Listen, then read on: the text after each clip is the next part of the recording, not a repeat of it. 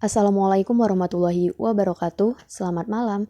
Sekarang aku mau bacain buku baru, judulnya Perempuan di Titik Nol, karya dari Nawal El-Saadawi. Sebenarnya buku ini adalah salah satu buku yang paling aku suka selain Perempuan di Titik Nol untuk buku seri feminis. Karena buku ini waktu itu aku baca dalam satu hari langsung selesai. Semoga kalian juga jadi suka untuk membaca buku-buku feminis seperti ini. Oke, langsung ke kata pengantar dari Mokhtar Lubis. Sastra Arab tidak banyak dikenal oleh penggemar sastra di Indonesia. Amat sedikit yang pernah diterjemahkan ke dalam bahasa Indonesia. Di antara sastra Arab klasik yang dikenal di Indonesia, antara lain adalah Kisah 1001 Malam yang telah diterjemahkan ke dalam banyak bahasa di dunia. Beberapa buku lain telah pula diterjemahkan. Tetapi dibanding dengan khazanah sastra Arab yang begitu kaya, maka apa yang telah diterbitkan di dalam bahasa kita masih amat sedikit. Yayasan Pustaka Obor Indonesia dalam upayanya memperkenalkan sastra dari negeri-negeri berkembang juga memilih sastra Arab sebagai salah satu sebuah unsur sastra yang hendak kami perkenalkan pada peminat sastra di Indonesia. Tetapi untuk sementara, kami utamakan sastra Arab modern atas beberapa pertimbangan. Berbagai masyarakat Arab, seperti juga negara kita, berada dalam taraf transisi dan juga dalam proses modernisasi.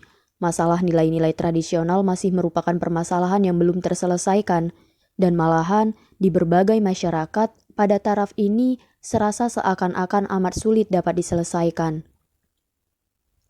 Salah satu masalah dalam masyarakat tradisional yang menjadi bahan perdebatan dan malahan konflik ialah masalah kedudukan dan hak-hak wanita, baik di tengah masyarakat maupun dalam hubungan langsung antara lelaki dan perempuan secara sosial dan juga pribadi, baik di dalam maupun di luar perkawinan.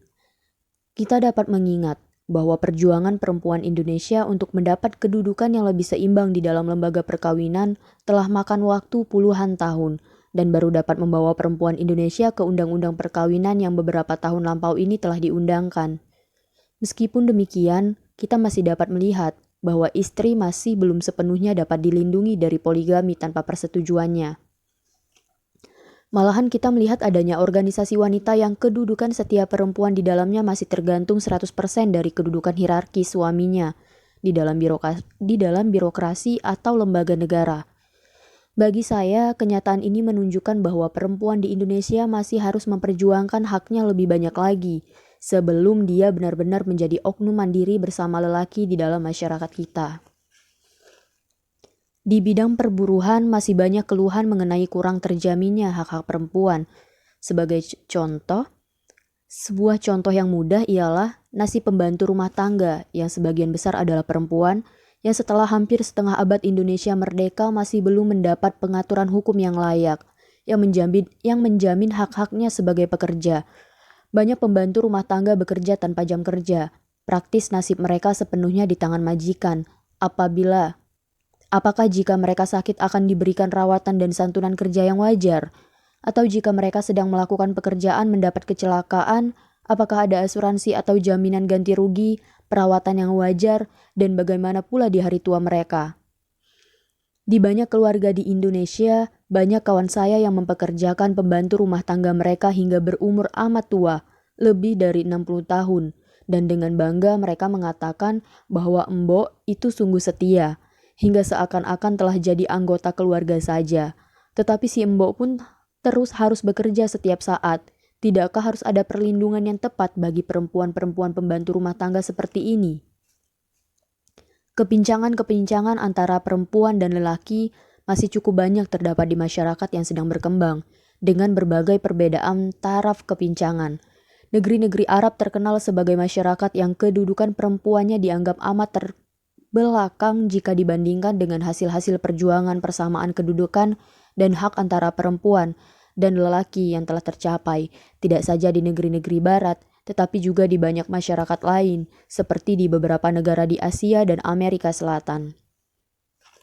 Buku karangan perempuan Mesir ini, Nawal El-Saadawi, yang adalah seorang dokter, berjudul Perempuan di Titik Nol, akan mengejutkan banyak pembaca di Indonesia. Mesir termasuk salah sebuah negeri dan masyarakat Arab dan Islam yang melakukan modernisasi jauh lebih dahulu dari negeri-negeri Arab dan Islam lainnya di Asia Tengah. Kehadiran buku Nawal El-Saadawi ini menunjukkan bahwa perjuangan perempuan Mesir untuk merebut kedudukan dan hak-hak yang sama, dan lebih penting lagi untuk mendapat perubahan nilai dan sikap kaum lelaki Mesir terhadap perempuan, masih belum sepenuhnya tercapai. Buku yang keras dan pedas. Novel ini merupakan kisah yang diceritakan oleh perempuan bernama Firdaus dari sel penjaranya, tempat dia menunggu pelaksanaan hukuman matinya. Dia telah membunuh seorang lelaki. Saya tak ingin mendahului pembaca untuk membaca sendiri alur cerita yang sangat keras, amat pedas, yang penuh dengan kejutan-kejutan yang menggoncangkan perasaan, yang mengandung pula jeritan pedih, protes terhadap perlakuan tidak adil terhadap perempuan, sebagai yang diderita, dirasakan, dan dilihat oleh perempuan itu sendiri. Yang patut saya catat adalah rasa kebebasan dan keberanian pengarang buku ini sendiri untuk menghadapi reaksi-reaksi masyarakat Mesir. Saya mendengar dari seorang kawan bahwa buku ini pun mendapat berbagai reaksi dari pembacanya di Mesir sendiri. Banyak perasaan pembaca tidak akan tergoncang seakan dilanda badai yang bergerak dengan kecepatan 200 km tiap jam, jika membaca umpamanya hal-hal sebagai berikut. Betapapun juga suksesnya seorang pelacur, dia tidak pernah dapat mengenal semua lelaki. Akan tetapi, semua lelaki yang saya kenal, tiap orang di antara mereka telah mengorbankan dalam diri saya hanya satu hasrat saja, untuk mengangkat tangan saya dan menghantamkannya ke muka mereka. Akan tetapi karena saya seorang perempuan, saya tidak memiliki keberanian untuk melakukannya. Dan karena saya seorang pelacur, saya sembunyikan rasa takut saya di bawah lapis-lapis solekan muka saya. Atau, saya dapat pula mengetahui bahwa semua yang memerintah adalah laki-laki. Persamaan di antara mereka adalah kerakusan dan kepribadian yang penuh distorsi, nafsu tanpa batas mengumpul duit, mendapatkan seks dan kekuasaan tanpa batas. Mereka adalah lelaki yang menaburkan korupsi di bumi, yang merampas rakyat mereka, yang bermulut besar, berkesanggupan untuk membujuk, memilih kata-kata manis, dan menembakkan panah beracun. Karena itu, kebenaran tentang mereka hanya terbuka setelah mereka mati, dan akibatnya saya menemukan bahwa sejarah cenderung mengulangi dirinya dengan kekerasan kepala yang dungu. Atau ketika mereka meneriakkan kata patriotisme, dengan segera saya tahu bahwa ketakutan bukan kepada Allah, dan bahwa dalam benak mereka, patriotisme mereka itu adalah yang miskin harus mati untuk membela tanah orang kaya, tanah mereka, karena saya tahu bahwa orang yang miskin tidak memiliki tanah. Atau seorang pelacur yang sukses lebih baik dari seorang suci yang sesat. Semua perempuan adalah korban penipuan. Lelaki memaksakan penipuan pada perempuan dan kemudian menghukum mereka karena telah tertipu, menindas mereka ke tingkat terbawah, dan menghukum mereka karena telah jatuh begitu rendah, mengikat mereka dalam perkawinan, dan menghukum mereka dengan kerja keras sepanjang umur mereka, atau menghantam mereka dengan penghinaan, atau dengan pukulan. Atau lelaki revolusioner yang berpegang pada prinsip sebenarnya tidak banyak berbeda dari lelaki lainnya. Mereka mempergunakan kepintaran mereka dengan menukarkan prinsip mereka untuk mendapatkan apa yang dapat dibeli oleh orang lain dengan uang. Revolusi bagi mereka tak ubahnya sebagai seks bagi kami, sesuatu yang disalahgunakan, sesuatu yang dapat dijual. Saya tahu bahwa profesiku ini telah diciptakan oleh lelaki dan bahwa lelaki menguasai dua dunia kita, yang di bumi ini dan yang di alam baka, bahwa lelaki memaksa perempuan menjual tubuh mereka dengan harga tertentu, dan bahwa tubuh yang paling murah dibayar adalah tubuh seorang istri. Semua perempuan adalah pelacur dalam satu atau lain bentuk. Karena saya seorang yang cerdas, saya lebih menyukai menjadi seorang pelacur bebas daripada seorang istri yang diperbudak. Saya mengatakan bahwa kamu semua adalah penjahat. Kamu semua adalah para bapak, paman, suami, germo, pengacara, dokter, wartawan, dan semua lelaki dari semua profesi. Itulah beberapa cuplikan dari jeritan penderitaan dan pemberontakan wanita tertindas di Mesir. Relevansinya bagi kita di Indonesia. Sebagai seorang lelaki, saya menundukkan kepala saya menghadapi tuduhan dan kutukan yang begini dahsyat dari perempuan. Saya berharap agar lelaki Indonesia yang membaca novel ini mau membuka hati dan pikiran mereka untuk menerima serangan dahsyat dari Firdaus. tokoh sentral dalam cerita ini. Dan semoga mendorong kita untuk sungguh-sungguh memikirkan pula masalah dan kedudukan perempuan Indonesia di tanah air kita. Di Indonesia, lelaki amat mudah mengatakan bahwa perempuan amat dipuja dan dihormati dalam kebudayaan bangsa Indonesia. Tidakkah kata perempuan itu sendiri berasal dari kata empu yang penuh dengan pengertian penuh kehormatan dan kesakitan? Akan tetapi, tidakkah pula dalam prakteknya masih banyak perempuan Indonesia yang benar-benar hidup hanya untuk melayani dan mengabdi pada para suami mereka belaka? Ketika melakukan sebuah pekerjaan kurang lebih 1 tahun lampau di NTT, saya masih menemukan di Pulau Alot seorang tua yang secara terus terang mengatakan bahwa dia mempunyai istri 9 orang dan anak lebih dari 28 orang. Ketika saya tanyakan apakah dia beragama Kristen, dia mengatakan benar. Dan ketika saya tanya bagaimana sebagai seorang Kristen dia mungkin mengawini begitu banyak istri, dengan tersenyum dia menjawab, "Saya hanya kawin 1 kali di gereja, tetapi yang lainnya saya kawin dengan cara adat." Meskipun telah ada undang-undang perkawinan yang mengharuskan suami Islam untuk mendapatkan persetujuan tertulis dari istri pertamanya jika dia hendak mengawini perempuan lain, tetapi dalam prakteknya ternyata masih dapat terjadi seorang suami beragama Islam mengawini perempuan lain tanpa izin tertulis ini. Ataupun jika dapat izin tertulis, cukup banyak cara dapat dilakukan seorang suami untuk menekan istri agar mau menandatangani surat demikian. Di sebuah daerah lain di NTT, saya melihat betapa seorang istri berjalan kaki di belakang sang suami yang dengan enaknya naik seekor kuda, sedangkan sang istri memikul keranjang besar berisi hasil pertanian mereka yang hendak dibawa ke pasar. Dan perjalanan dari dusun ke pasar melalui daerah pegunungan dan bukit-bukit yang belasan kilometer jauhnya. Di sebuah daerah, perempuan atau istri yang baik menurut nilai lelaki di sana adalah perempuan yang senang bekerja di rumah, yang rajin bekerja di kebun, yang tidak suka bergunjing ke tetangga, yang menjaga agar rumah dan pekarangan selalu bersih, yang rajin mengambil air. Di banyak daerah NTT, mengambil air sering mengharuskan orang berjalan kaki berkilometer. Yang rajin bangun pagi dan menyiapkan santapan bagi suami dan anak-anaknya, dan berbagai pelayanan dan dinas lain yang harus dilakukannya untuk menyenangkan sang suami.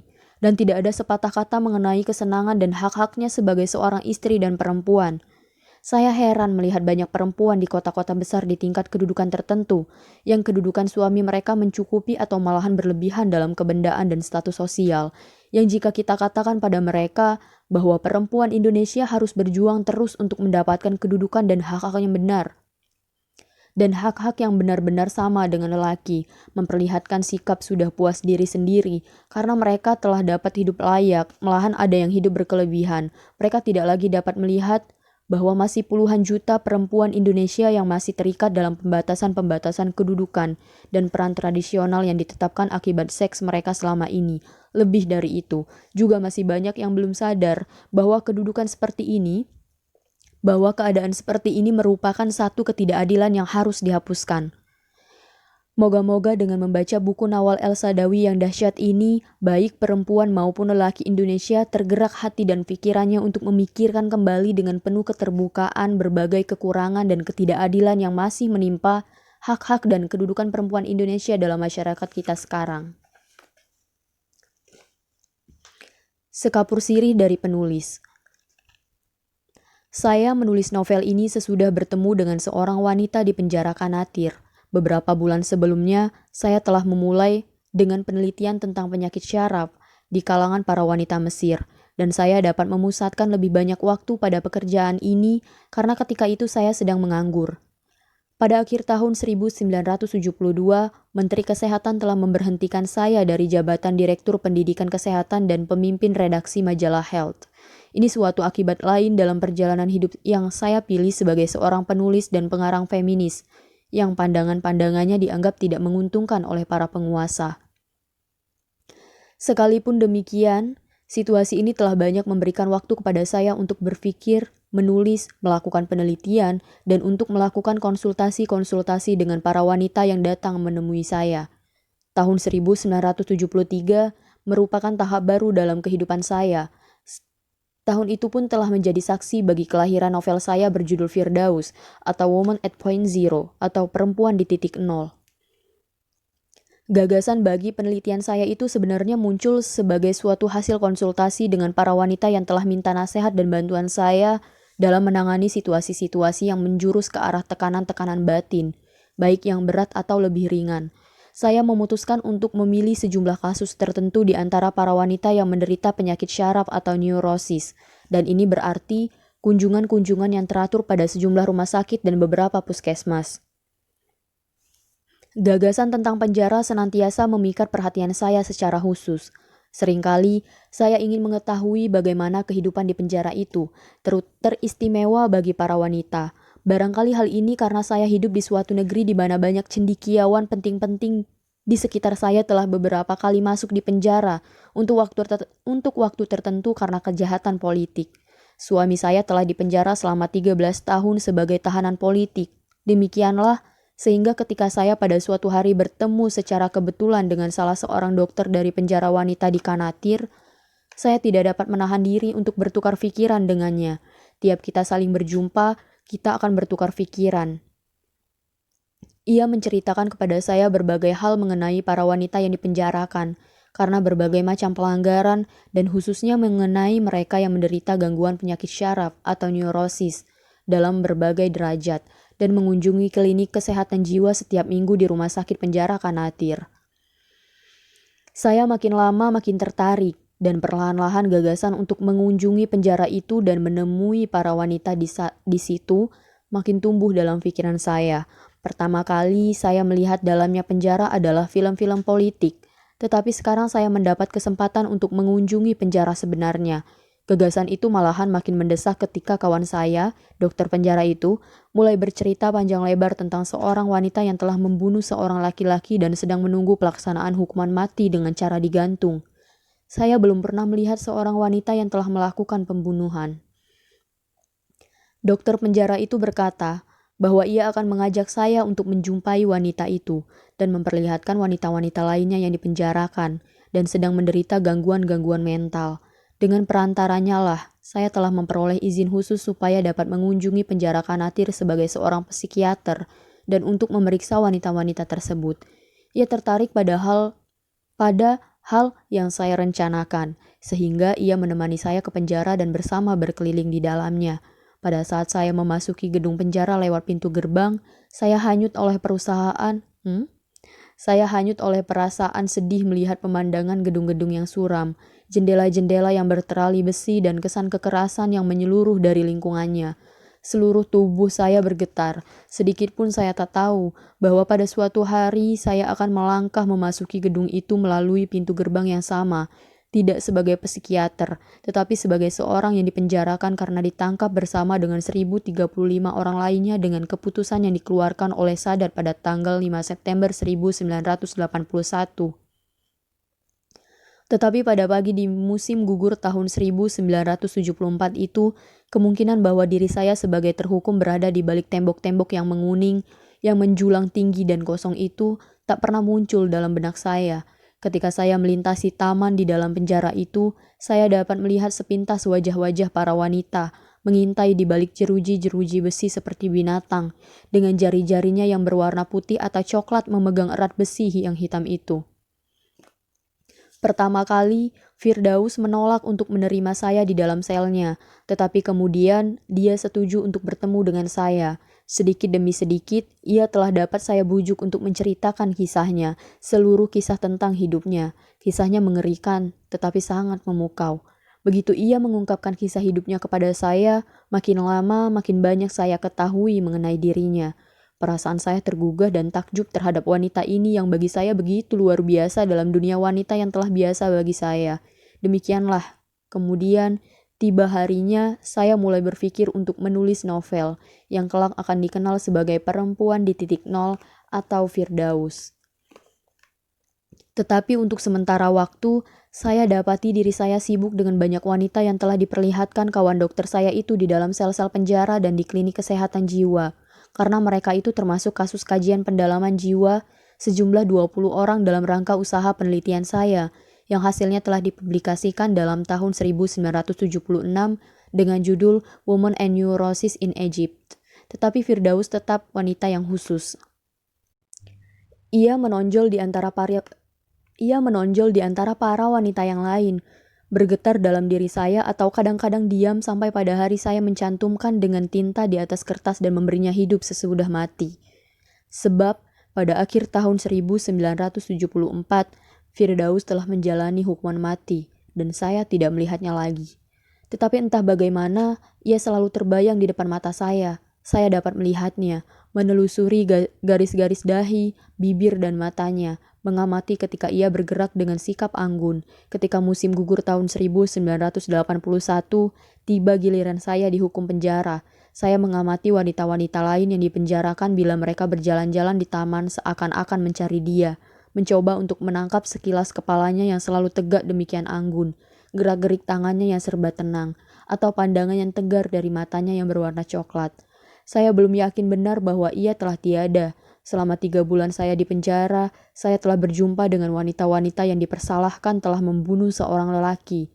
Beberapa di antara mereka mengingatkan saya kembali kepada Firdaus. Padahal tidak seorang pun di antara mereka itu seperti Firdaus. Firdaus tetap unik, bukan saja penampilannya.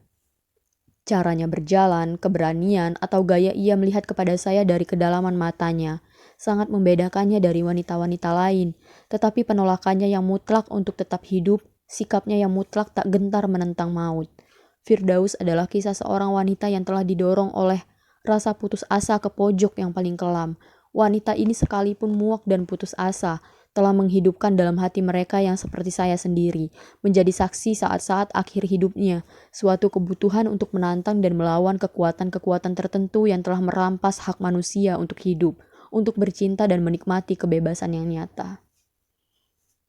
Nawal El-Saadawi, Mesir, September 1983. Masuk ke bab pertama. Ini adalah kisah seorang wanita sejati. Saya telah berjumpa dengannya di penjara Kanatir beberapa tahun yang lalu. Saya sedang melakukan penelitian mengenai kepribadian suatu kelompok wanita yang dipenjarakan dan ditahan karena dijatuhi hukuman atau dituduh melakukan berbagai pelanggaran. Dokter penjara, seorang laki-laki, menceritakan kepada saya bahwa wanita ini telah dijatuhi hukuman mati karena telah membunuh seorang lelaki. Tetapi ia tidak seperti wanita-wanita pembunuh lainnya yang ada di dalam penjara tersebut. Anda tidak akan pernah menjumpai orang seperti dia di dalam maupun di luar penjara ini. Ia menolak semua pengunjung dan tidak mau berbicara dengan siapapun juga. Biasanya, ia tidak menyentuh makanan sama sekali dan tetap tidak tidur sampai pagi hari. Kadang-kadang, penjaga penjara mengamati apabila dia sedang duduk sambil memandang dengan kosong di depan berjam-jam lamanya. Suatu hari, ia minta sebuah pena dan kertas. Kemudian, ia habiskan waktu berjam-jam lamanya dengan membungkuk di atas pena dan kertas itu tanpa bergerak. Si penjaga tidak dapat mengatakan apakah ia menulis sebuah surat atau berbuat yang lainnya. Barangkali ia sama sekali tidak menulis apa-apa.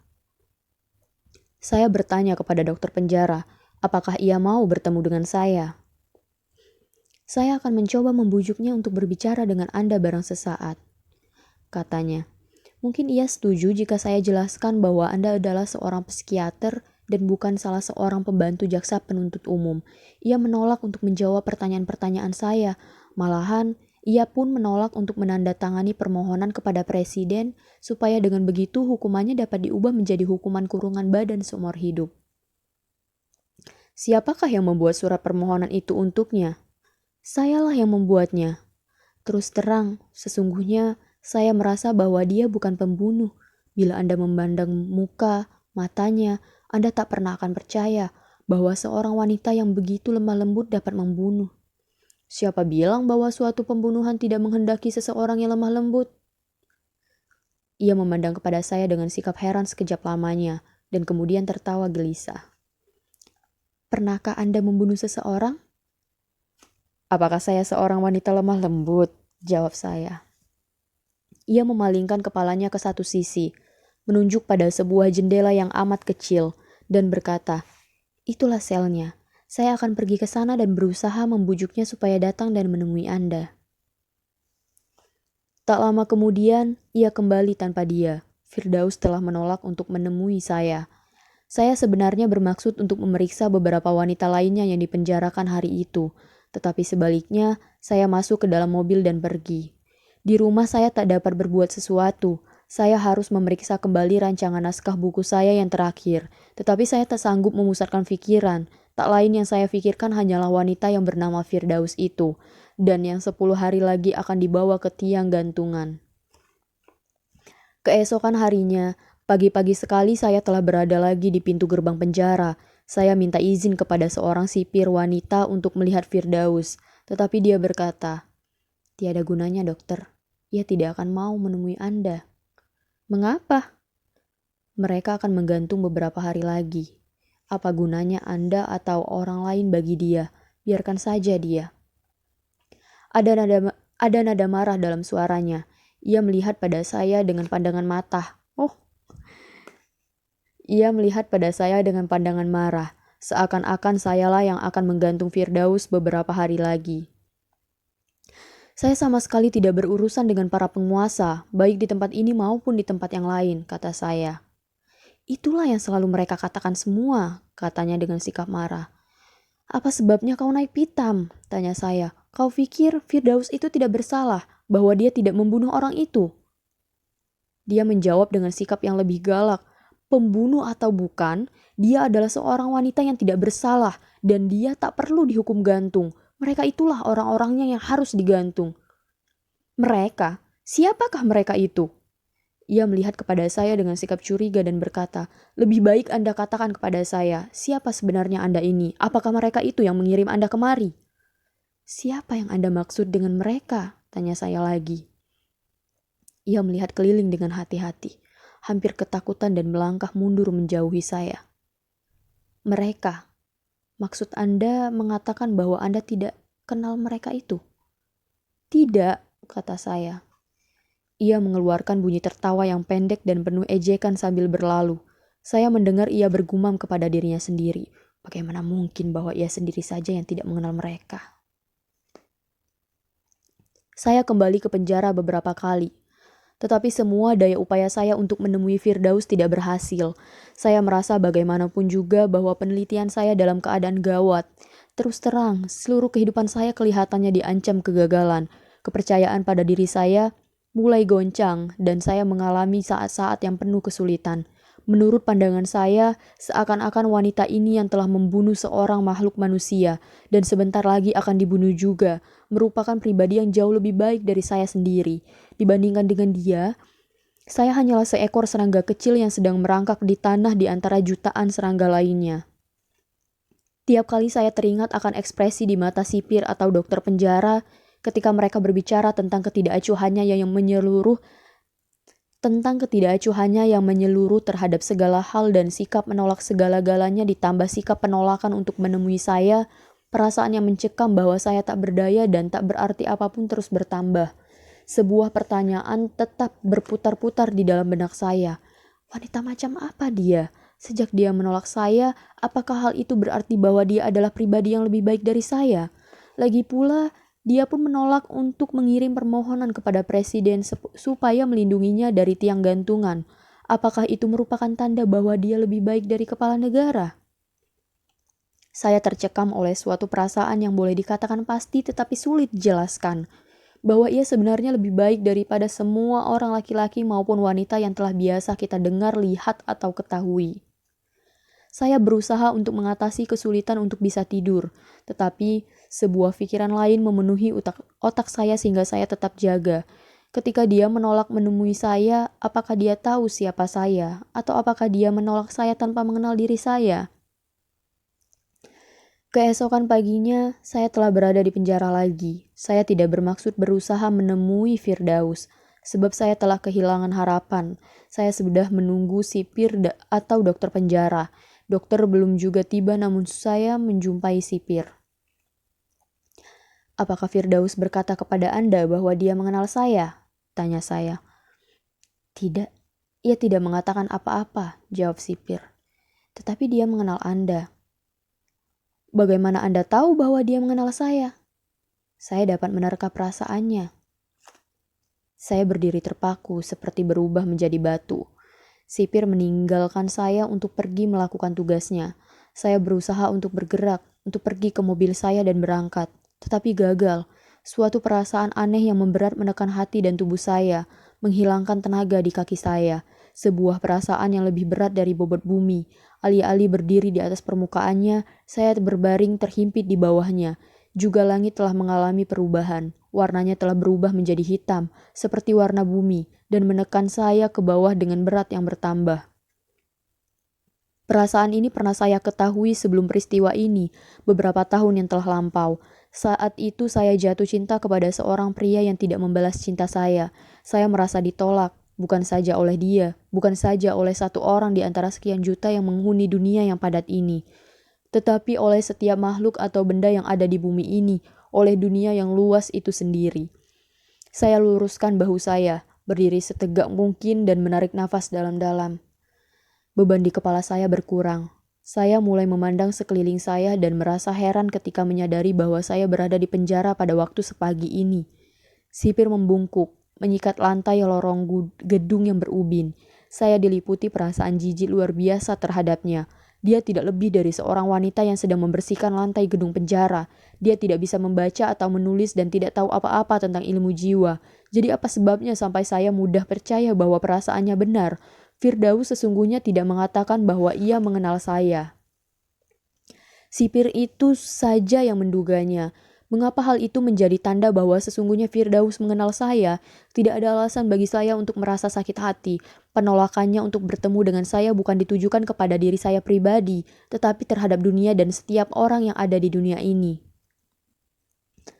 Saya mulai melangkah menuju mobil saya dengan maksud untuk meninggalkan tempat itu. Perasaan-perasaan subjektif semacam yang mengekang saya tidak layak bagi seorang pakar ilmiah. Saya hampir tersenyum sendiri ketika saya membuka pintu mobil saya. Sentuhan pada permukaan mobil itu telah membantu saya untuk menemukan identitas saya kembali. Harga diri saya sebagai seorang dokter. Apapun keadaannya, seorang dokter sudah tentu lebih dihargai daripada seorang wanita yang telah dihukum mati karena membunuh. Sikap wajar saya terhadap diri sendiri, yaitu suatu sikap yang jarang lepas dari diri saya, berangsur-angsur kembali. Saya putar kunci kontak dan saya tancap gas, sambil melemparkan perasaan yang datang dengan mendadak, yang kadang-kadang menghantui saya di saat-saat kegagalan. Seakan-akan saat ini hanya seekor serangga yang tak berarti, yang sedang merayap di antara beribu-ribu ekor serangga lainnya yang sama. Terdengar suara di belakang saya lebih keras dari suara dari mobil. "Dokter! Dokter!"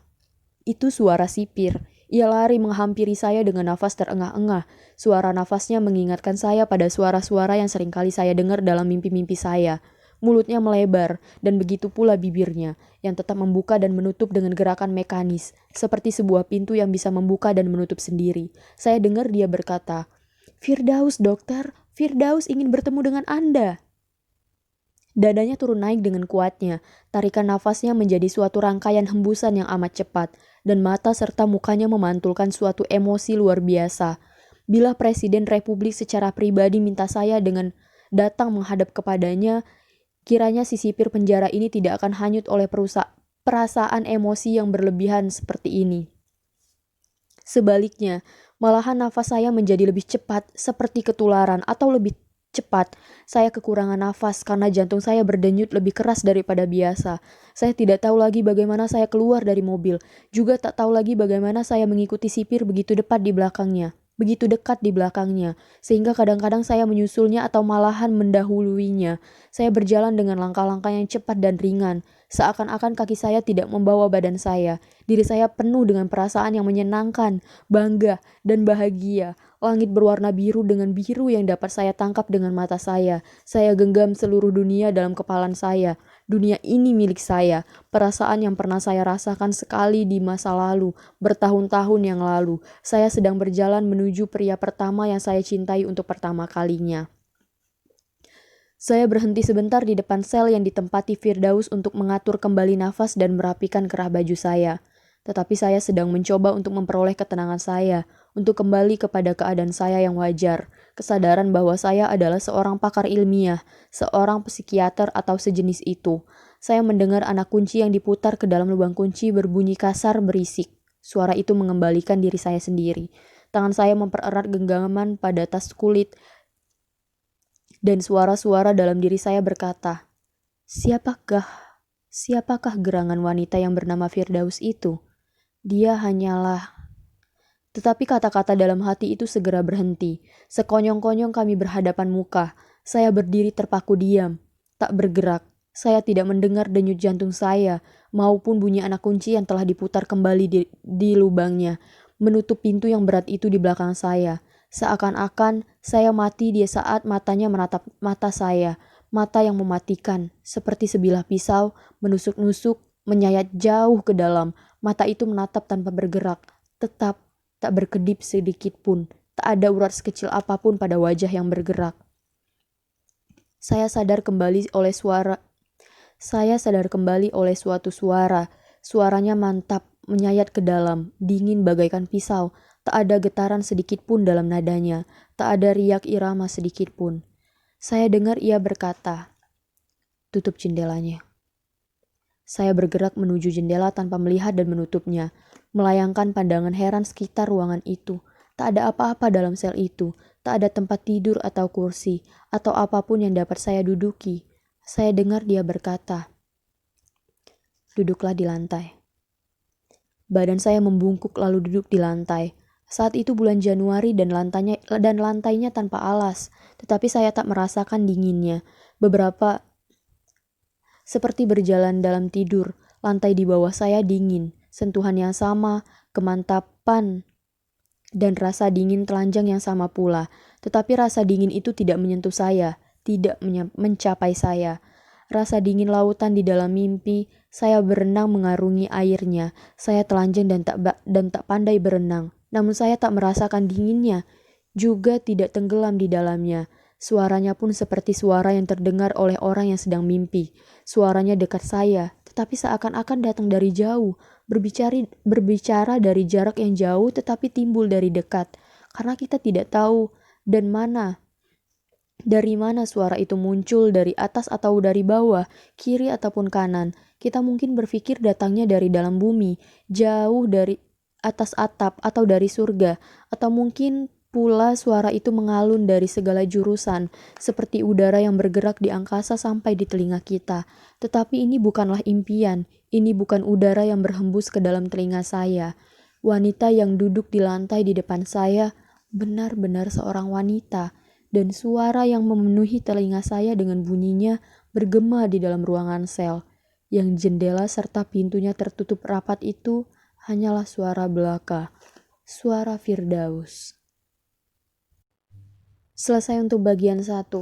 Sebenarnya buku ini ada berapa bagian? Harusnya sih 3 bagian.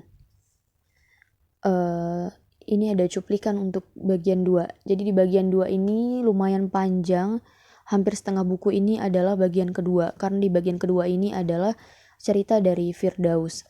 Saya bacakan untuk halaman pertamanya ya. Untuk bagian 2. Biarkan saya berbicara, jangan memotong pembicaraan saya. Saya tak punya waktu untuk mendengarkan Anda. Mereka akan datang menjemput saya pukul 6 malam ini. Besok pagi, saya tak akan berada di sini lagi. Saya juga tidak akan berada di tempat manapun yang diketahui orang. Perjalanan ke suatu tempat yang tak seorang pun di dunia ini tahu letaknya, memenuhi diri saya dengan rasa bangga. Seumur hidup, saya telah mencari sesuatu yang akan mengisi diri saya dengan perasaan bangga, membuat saya merasa lebih unggul dari siapapun juga, termasuk para raja, pangeran, dan para penguasa. Tiap kali saya mengambil surat kabar dan menemukan gambar seorang lelaki yang merupakan gambar salah seorang dari mereka, saya akan meludahinya. Saya tahu bahwa saya hanya menjatuhkan ludah di atas lembaran surat kabar yang saya perlukan untuk mengalasi lemari. Tetapi bagaimanapun juga, saya ludahi dan saya diamkan ludah itu sampai mengering. Setiap orang yang melihat saya meludah di atas gambar itu mungkin berpikir bahwa saya mengenal lelaki tertentu itu secara pribadi. Tidak, saya hanyalah seorang perempuan, dan tak seorang pun perempuan yang mungkin mengenal semua lelaki yang gambarnya terpampang di surat-surat kabar. Karena bagaimanapun juga, saya hanyalah seorang pelacur yang sukses.